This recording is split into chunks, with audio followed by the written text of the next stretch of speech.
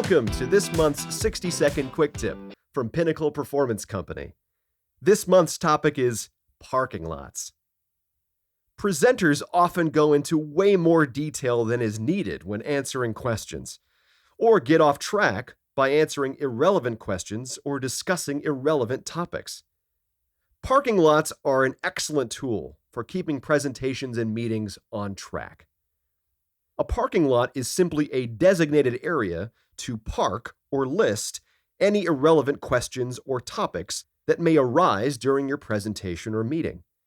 This way, you're not wasting time discussing non-agenda items, and you end up with a list of all the topics or questions you need to cover if there's still time. Another way to use parking lots is to assign a parking lot attendant to keep track of all the topics or points that come up that are not related to the agenda. That's all for now. Keep practicing, and we'll see you next time.